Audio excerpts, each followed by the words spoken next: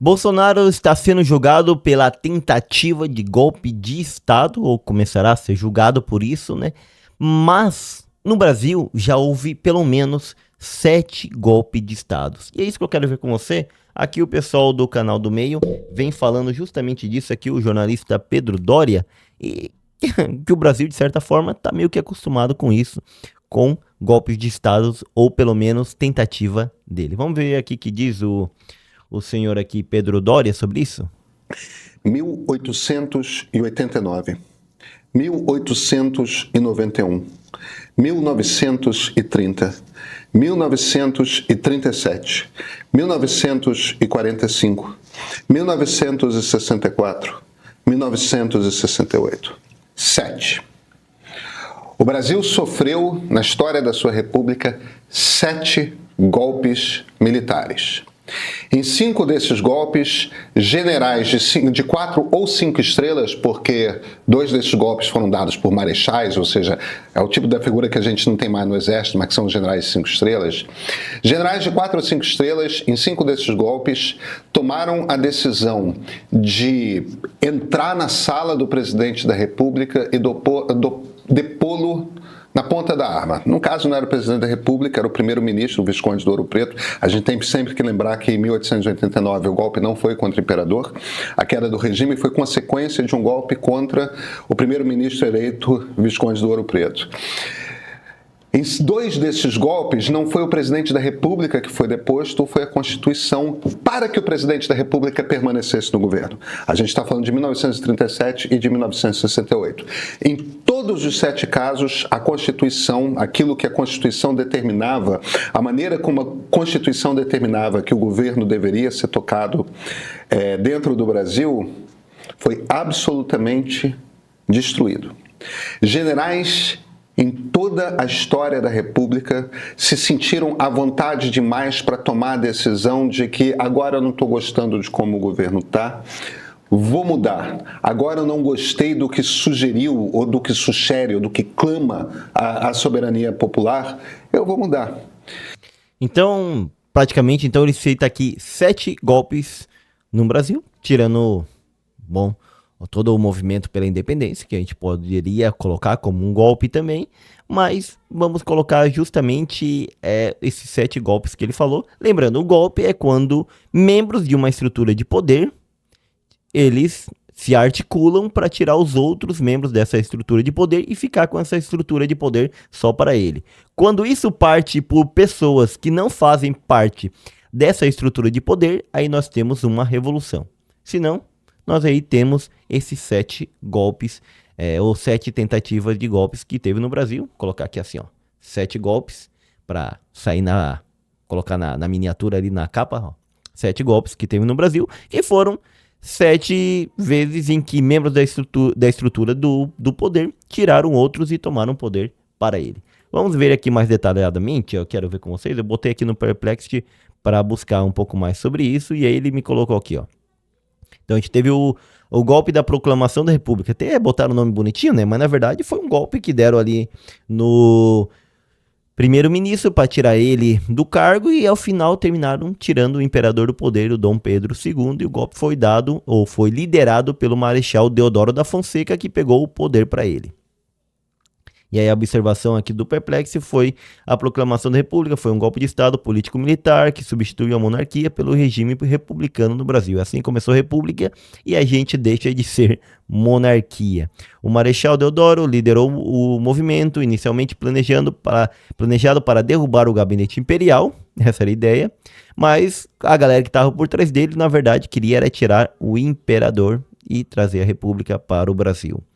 O segundo golpe, então, foi em 3 de novembro de 1891, com o Marechal Deodoro novamente dá um novo golpe, porque ele não consegue governar com o novo legislativo que estava formado aí. Então, o que ele vai fazer? Ele vai dissolver o Congresso e decretar o estado de sítio, suspendendo os direitos constitucionais. O ato foi uma reação às pressões políticas e ao descontentamento com seu governo, levando a uma crise que culminou na renúncia e acaba renunciando, né? Dá 2 golpes e renuncia em 23 de novembro, assumindo o seu vice, o Floriano Peixoto, o Marechal também. Depois de 1930, o que vai acontecer? O Getúlio Vargas perde as eleições para o Washington Luiz. Washington Luiz? Eu acho que foi para o Washington Luiz. E aí, o que acontece? Ele pega o exército lá do Rio Grande do Sul e vai caminhando até o Rio de Janeiro, onde a junta militar, vendo que ele estava chegando, foi lá depois do presidente e deu o comando do país para ele. Então, esse período é chamado a Revolução de 1930. Pero não foi uma revolução, né?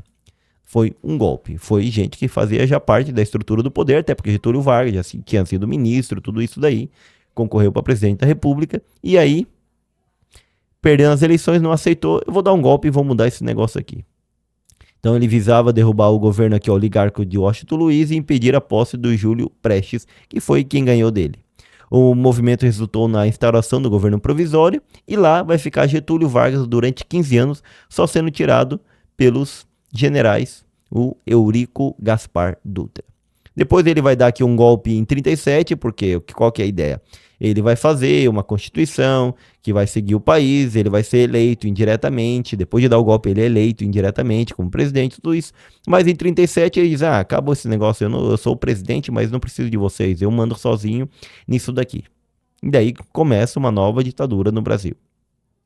Então é o golpe do Estado Novo, foi liderado por Getúlio Vargas, o plano COI, então existia um plano judeu comunista para dominar o Brasil, então era necessário fechar o Congresso e instaurar a ditadura para prevenir o Brasil, para impedir o Brasil de cair nas garras do comunismo.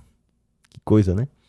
E foi uma grande repressão política, ele deportou muita gente não, ele deportou alguns judeus para morrerem lá na Alemanha, do bigodinho lá, e foi uma época complicada.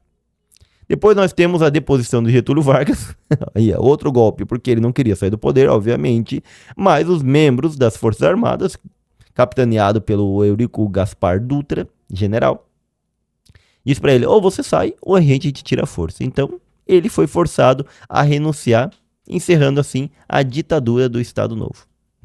Outro golpe.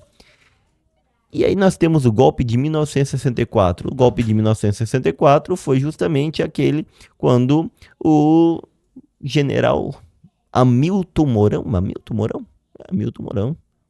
colocou as tropas nas ruas e foi em direção a tomar a presidência da República. E aí os generais começaram todo o movimento para não possibilitar o João Goulart continuar sendo presidente, que vai voar para Uruguai, para Rio Grande do Sul, depois para Uruguai e vai sair do país, porque os generais tomam o poder e aí colocam como presidente o seu principal articulador do golpe, o Castelo Branco, que vai assumir. E eles vão dizer, é uma revolução, tal, tudo isso daí.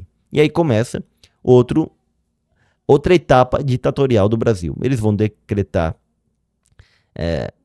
vários, aqui os decretos, né, chamado AI, e aí com AI-5 o governo fica mais, podemos dizer assim, mais rígido, e aqui se acredita que foi um golpe também, aqui é mais discutível, por quê?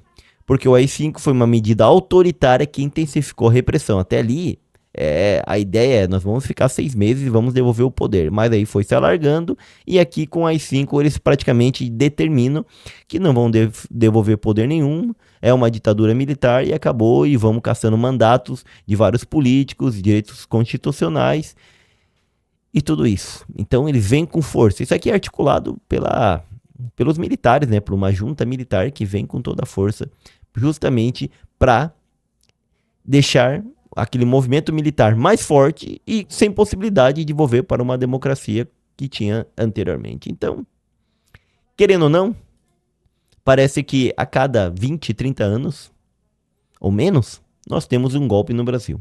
E agora foi tentado esse, não deu certo, e por isso, até vou deixar aqui o vídeo para você ver dos golpes que não deram certo no Brasil, e esse aí vai para conta, né? São 5 golpes que não deram certo. E aí, o que você acha? O Brasil tem um histórico de golpes? Deixa aí nos comentários, de forma respeitosa, para que eu não precise nem te bloquear, nem te ocultar do canal. Sou Santiago, sou o Gessé Santiago, de algum local do sul do Brasil.